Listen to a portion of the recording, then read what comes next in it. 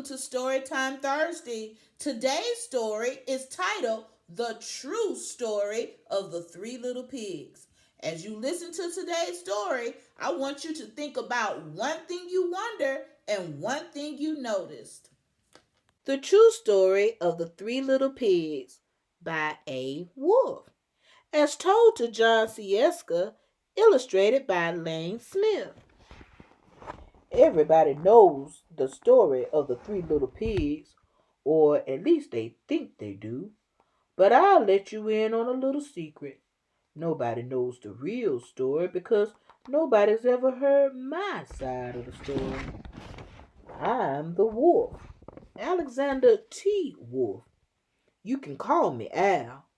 I don't know how this whole big bad wolf thing got started, but it's all wrong. Maybe it's because of our diet. Hey, it's not my fault wolves eat cute little animals like bunnies and sheep and pigs.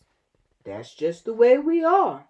If cheeseburgers were cute, folks would probably think you were big and bad too. But, like I was saying, the whole big bad wolf thing is all wrong. The real story is about a sneeze and a cup of sugar. This is the real story.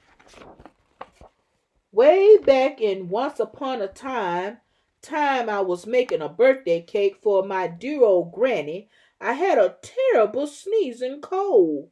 I ran out of sugar.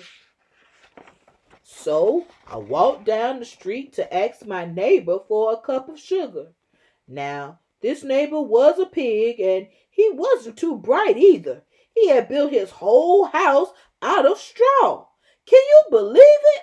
I mean, who in his right mind would build a house of straw?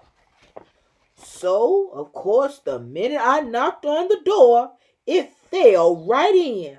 I didn't want to just walk into someone else's house, so I called, little pig, are you in? No answer. I was just about to go home without the cup of sugar for my dear old granny's birthday cake. That's when my nose started to itch. I felt a sneeze coming on. Well, I huffed and I snuffed and I sneezed a great sneeze. And you know what? That whole darn straw house fell down. And right in the middle of the pile of straw was the first little pig, dead as a doornail.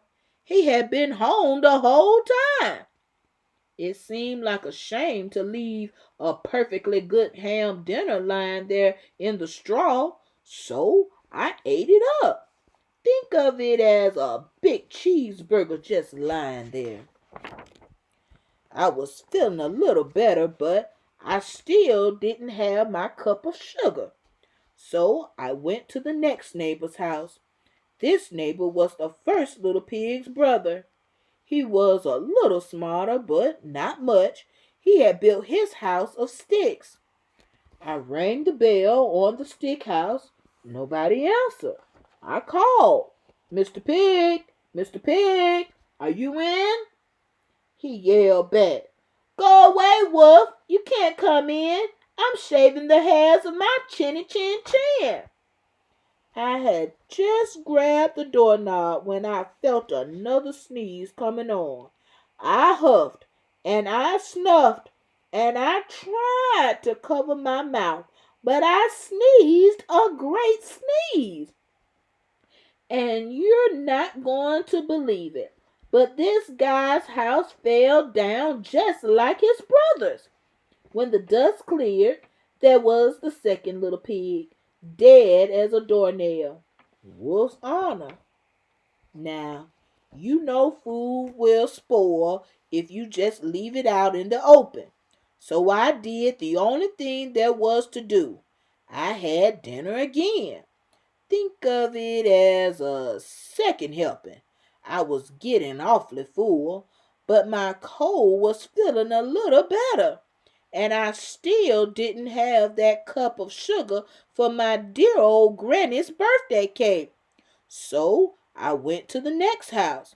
This guy was the first and second little pig's brother. He must have been the brains of the family. He had built his house of bricks. I knocked on the brick house. No answer. I called. Mr. Pig, Mr. Pig, are you in? And do you know what that rude little porker answered? Get out of here, Wolf. Don't bother me again. Talk about impolite. He probably had a whole sack full of sugar, and he wouldn't give me even one little cup for my dear sweet old granny's birthday cake. What a pig! I was just about to go home and maybe make a nice birthday card instead of a cake when I felt my cold coming on. I huffed and I snuffed and I sneezed once again. Then the third little pig yelled, and your old granny can sit on a pin. Now, I'm usually a pretty calm fella, but when somebody talks about my granny like that, I go a little crazy. When the cops drove up, of course, I was trying to break down this pig's door, and the whole time I was huffing and puffing and sneezing and making a real scene. The rest, as they say, is history. The news reporter found out about the two pigs I had for dinner. They figured a sick guy going to borrow a cup of sugar didn't sound very exciting. So they jazzed up the story with all of that huff and puff and blow your house down. And they made me the big bad wolf.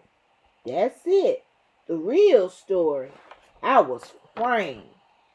But maybe you could loan me a cup of sugar. Now, what do you think about the wolf's point of view? Do you think that's how that story really happened? This week's family activity, I want you to think of a story where you can see or find another character's point of view. Do this by role playing. Put yourself in that character's shoes and try predicting their point of view.